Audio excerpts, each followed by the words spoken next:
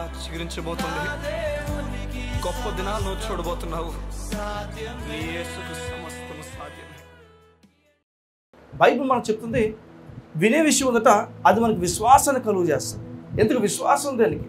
నువ్వు ఎంత బలహీనుడైనా విశ్వాసం ఏం చేస్తుందంటే నీ బలహీనతను మర్చిపోయినట్లుగా చేస్తుంది.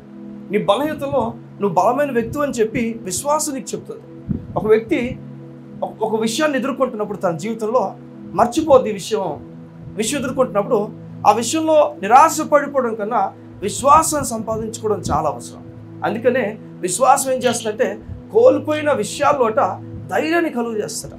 విశ్వాసం బైబిల్ చెప్తుంది విశ్వాసం వల్ల. ఒకవేళ మీరు హెబ్రీయులకు రాసిన పత్రిక 11వ అధ్యాయం చూస్తే అందులో విశ్వాసం ఉంచిన వ్యక్తుల గురించి, స్త్రీల గురించి కూడా దేవుడు మాట్లాడతాడు. బైబిల్ చెప్తుంది విశ్వాసం వలన అబ్రహాము ఇది సంపాదించుకున్నాడు. విశ్వాసం వల్ల స్త్రీలు వారి భర్తను కోల్పోయినా మరలా మేము చూడబోతున్నాం ధైర్యంతో వారు ఉండిపోయారు. చూడండి, విశ్వాసం తన దీన స్థితిలో, తన దరిద్రపు స్థితిలో, తన జీవితంలో దారిద్ర్యం అనుభవిస్తున్న స్థితిలో కూడా ధైర్యముగా ఉంచుతుంది. ఈ ఉదయాన్ని ఒకవేళ ఏదో ఒక విషయంలో విశ్రాంతి నువ్వు కోల్పోయి ఉంటే, లేకపోతే నీ జీవితంలో నెమ్మదిని కోల్పోయి ఉంటే, ఇది ఎలా హ్యాండిల్ చేయాలని భయపడిపోతుంటే నువ్వు మరలా తిరిగి విశ్వాసం ఉంచడానికి దేవుని మాటను వినాలి. దేవుని మాట విన్నప్పుడు ఆ వ్యక్తి ధైర్యం కలిగి ముందుకెళ్తాడు. భయం ఖచ్చితంగా అనిపిస్తుంది.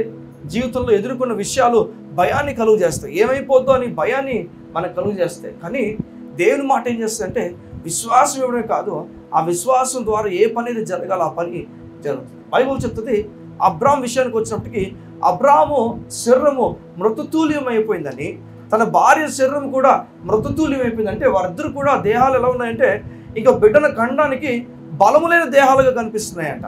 వారిద్దరు కూడా ఇక ఈ శరీరాలు పనికిరారు. వారు ఏది చూడగానే చెప్తారు, వీరికి ఎందుకు బిడ్డలు పుడతారు, వీరికి బిడ్డలు పుట్టరని చెప్పి ఓ మాట ప్రపంచం చెప్పేస్తుంది.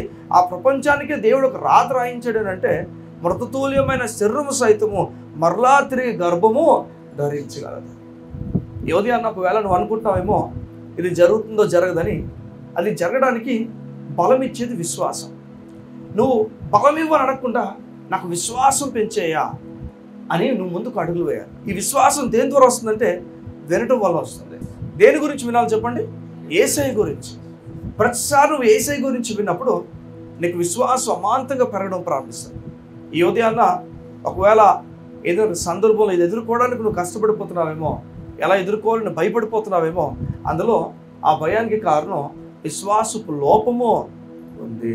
బైబిల్లో ఒక్కొక్క సమయంలో పౌలు ఒక లేఖనాలు రాస్తూ కొంతమందికి కొన్ని లేఖనాలు రాస్తాడు, మీరు చాలా కష్టం, అపవాది మిమ్మల్ని కష్టపెట్టేస్తున్నాడు, అపవాది మీ జీవితంలో మీకున్న విషయాలన్నింటిలో కూడా మీకు ఇరుగును కలుగు చేసేసాడు, అయితే మీరు ఎక్కడ విశ్వాసం నుంచి తొలగిపోతారని చెప్పి నేను భయంతో విశ్వాస లోపము తీర్చడానికి సేవకులుగా దేవుడు మమ్మల్ని ఎంచుకున్నాడు అని చెప్పి లేఖ రాసి వారి విశ్వాసాన్ని పెంచడానికి ఇష్టపడతాడు. కొన్నిసార్లు చెప్తాడు ఏంటంటే, ఇగో అక్కడ చదివిన తర్వాత ఆ లేఖ ఇంకొక దగ్గరికి వెళ్ళి ఆ సంఘంలో కూడా ఈ లేఖ చదవండి, ఎందుకంటే వెంట వాళ్ళు ఏమవుతుంది చెప్పండి, విశ్వాసం వస్తుంది. అందుకనే దేవుని వాక్యం చదవడం చాలా చాలా అవసరం. ఇదేం చేస్తుంది, విశ్వాసాన్ని పెంచుతుంది. అవును, కొన్నిసార్లు దేవుని వాక్యం చదవలేనంతగా బోరింగ్ అనిపించవచ్చు, పరిస్థితులు మనల్ని చదవనట్లుగా ప్రార్థన చేయనట్లుగా చేయొచ్చు, కానీ మనం ఒకవేళ ప్రారంభిస్తే చదవడం దేవుడు మనల్ని నడిపించడం ప్రారంభిస్తాడు. ఈ ఉదయాన్న ఒకవేళ ఏదైనా విషయంలో నువ్వు విశ్వాసం ఉంచలేకపోతుంటే మరలా తిరిగి విశ్వాసం ఉంచు. బైబిల్లో ఒక స్త్రీ ఉంటుంది. ఈ స్త్రీ ఏమనుకుందంటే ఇక లేదు, ఇక అయిపోయింది జీవితం, ఇక నేను నా బిడ్డ చనిపోతా అని చెప్పి అనుకొని ఆమె ఏం చేస్తుంది, ఆ కొంచెం నూనె కొంచెం పిండిని ఆమె అప్పం చేసుకొని, ఎందుకంటే అప్పటికే చాలా దినాలు చాలా సంవత్సరాలు కరువు ప్రారంభమైంది ఆ చోట్లలో.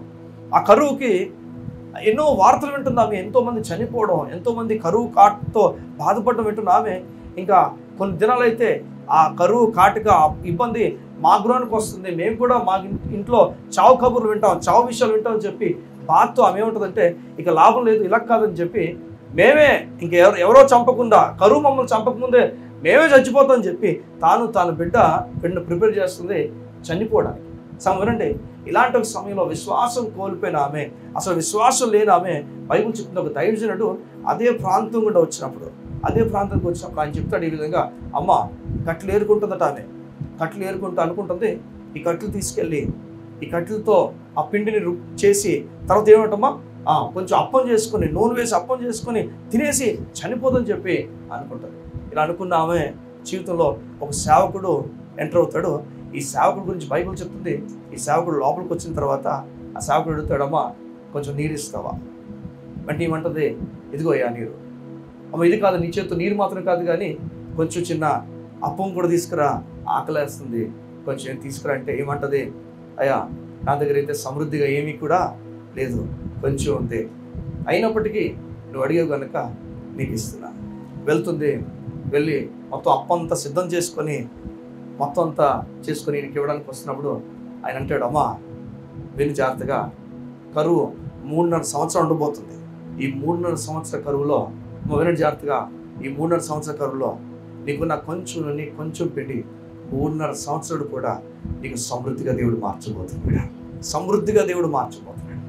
ఎందుకు ఏమైంది, ఈమె గుణం ఎంత జీవితాన్ని కట్టిందో చూడండి. ఈమె కేవలం మంచి చేసే ఒక స్త్రీ, మంచి చేయడానికి పోలే, నేను ఎలాగా చచ్చిపోతాం, ఇంకెందుకు కొంచెం పిండి అని చెప్పి ఇచ్చేసి ఒక ఆమె చూడండి ఎంత మారిపోయిందో. చివరికి ఆమె ప్రభువునందు ఇంకా బలమైన విశ్వాసం ఉంచినట్లుగా దేవుడు మార్చాడు. ఆ 3.5 సంవత్సరం ఏమనుకుంది, కరువుతో చనిపోతామో అనుకున్న ఈమె, బైబిల్ చెప్తుంది ఆ కరువులో కుటుంబం అంతా తిన్నదట. ఈ కుటుంబం అంతా సమృద్ధిగా తిని ముందుకు అడుగులేసింది. మిగతా ఊరంతట్లో కూడా కరువు ఉందేమో, ఈమె కుటుంబంలో మాత్రం కరువు లేదు. సో నీ ఉదయం అన్న విశ్వాసపు లోపము నీ జీవితం గురించిన విసుగొచ్చినా, నీ పరిస్థితుల గురించిన విసుగొచ్చినా నేర్చుకోవాలి. అందులో విశ్వాసపు లోపం ఉందో నేర్చుకోవాలి.